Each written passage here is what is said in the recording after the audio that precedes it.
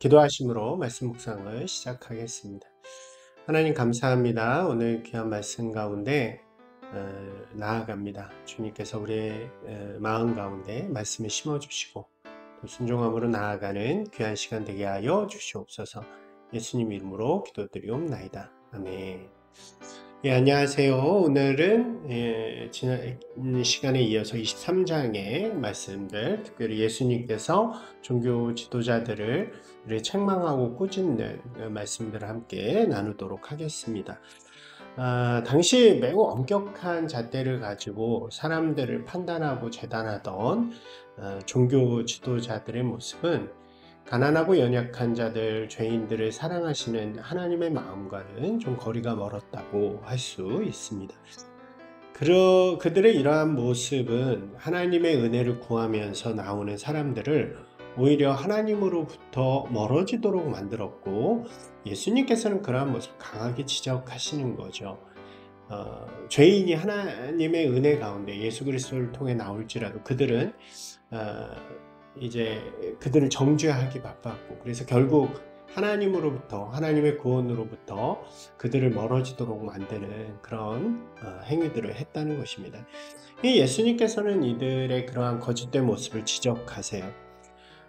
그러면서 하나의 예를 드시는데 그것이 이런 것이었습니다. 그들은 이렇게 가르쳤다 그래요. 성전에 대고 맹세하는 것, 혹은 성전의 제단에 대해서 맹세하는 것에 대해서는 뭐 지키지 않아도 크게 문제가 되지 않지만, 성전에 있는 금이나 또 제단 위에 있는 재물을 가지고 또 맹세를 하는 일은 반드시 지켜야 한다라고 가르친 것이 바로 그들의 가르침이었다는 것입니다. 이게 좀 희한한 말이죠. 이게 풀이해 보면 무슨 말이냐면, 성전이나 이 제단은 그냥 말로 하는 그런 맹세가 되는 것이라면, 성전에 있는 금이나 제단 위의 재물은 담보를 가지고 하는 그런 맹세가 되겠죠. 그러니까 예를 들면 나 반드시 지킬게, 이것은 그냥 말로만 하는 것이라면 나 이 돈을 걸고 내가 맹세할게 라고 하는 것, 이 차이라고 할 수 있습니다. 그러니까 이들의 가르침은 이 걸고 하는, 무엇인가 담보를 걸고 하는 것은 반드시 지켜야 한다라고 가르쳤다는 것입니다. 그것을 지키지 않은 것을 빼앗기게 되는 것이죠. 말로 하는 맹세는 중요하지 않고 무엇인가 담보를 거는 것은 중요하다고 가르치는 이들의 가르침은 신앙적이라고 보기보다는 세상적인 모습과 닮아 있다고 할 수 있습니다. 예수님께서는 그러한 것들을 지적하시면서 하나님 앞에서 정말 중요한 게 무엇이냐, 성전이냐, 그 위에 덧칠되어져 있는 금이냐, 제단이냐, 아니면 그 위에 있는 재물이냐 라고 말씀하시는 거죠. 사람을 거룩하게 하는 것은 물론 그 위에 있는 치장되어 있는 것도 중요하지만, 그 마음에 가지는, 본체에 가지는 것이 더 중요하기 때문에 외식적인 신앙을 갖지 말고 진정한 신앙을 가지라 라고 말씀하시는 것입니다. 그러면서 하시는 또 하나의 지적이 바로 헌금과 헌신에 관한 내용이었어요. 그러니까 이들은 율법을 가르치고 지키는 자들이잖아요. 그러니까 이들이 가지는 율법에는 11조의 조항이 있습니다. 근데 이들이 11조를 강조하면서 이야기하는 것이 성경에 보니까 박하와 회양과 근체의 11조라고 되어 있습니다. 이것들은 뭐냐면 매우 그렇게 소소한 작물들인 거예요. 뭐 그렇게 약재나 혹은 뭐 향신료나 이렇게 쓰이는 아주 소소한 것인데, 그러한 소소한 것에서조차도 그런 거 떼놓지 말고 아주 큰 이익이 있을 때만 하지 말고 작은 소소한 것에서도 11조를 하는 것이 마땅하다, 이렇게 가르친다는 거죠. 이러한 조항은 그들이 철저하게 율법의 조항들을 지킨다는 것을 보여주는데, 근데 문제는 뭐냐면 그 안에 담겨져 있는 진짜 하나님의 마음, 하나님의 뜻을 그들은 외면하고 지키지 못한다는 것입니다.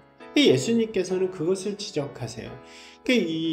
그런 것들은 지키려고 하면서 그 안에 담겨져 있는 하나님의 마음, 정의와 긍휼과 믿음 같은 것은 지켜내지 않는 너희들의 모습이 큰 문제가 있다라고 이야기하시는 것입니다. 그러면서 조항도 중요하지만 물론 조항들도 잘 지켜야 하지만 더 중요한 것은 그 안에 담겨져 있는 마음이고 그것을 잘 지켜내는 사람이 되어야 한다라고 말씀하시는 것입니다. 이것은 산상수훈에서 예수님께서 말씀하셨던 것과도 동일하다고 할 수 있겠죠.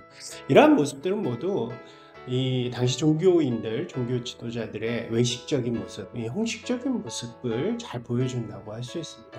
외식이라는 말은 그런 거죠. 겉과 속이 다르다라고 이야기할 수 있겠죠. 겉으로는 굉장히 화려해 보이고 잘 차려진 것처럼 보이지만, 그래서 남들에게 높임도 받고 칭송도 받지만 그 마음 안에는 깨끗한 마음이 아니라 탐욕과 방탕으로 가득 차 있는 것이 바로 그들의 모습, 외식적인 모습이라고 할 수 있습니다. 그래서 예수님께서는 뭐라고 말씀하시냐면 속을 깨끗이 해라. 마음 안을 깨끗이 하는 자가 되어라.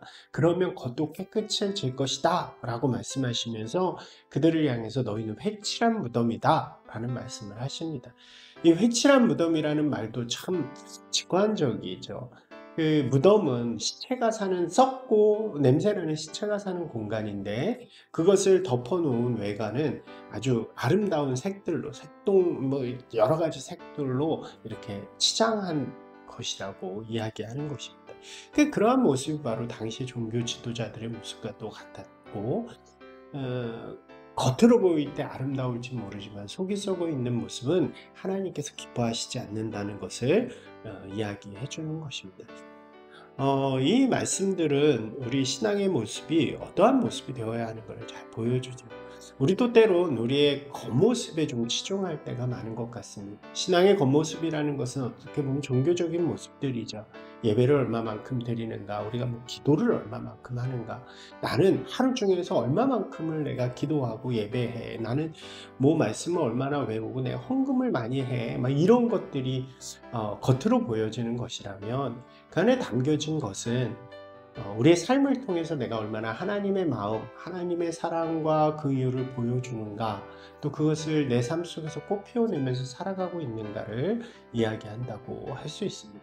이것도 중요하고 저것도 중요한 것처럼 우리의 신앙의 모습, 그래서 예배드리고 기도하고 말씀 보는 그런 것들도 중요하지만 그것에서 놓치지 말아야 할 것은 우리의 삶의 모습 가운데 나는 과연 하나님의 마음을 세상 가운데 보여주고 있는가, 또 하나님의 뜻을 세상 가운데 이루어가면서 살아가고 있는가 라고 할 수 있을 것입니다.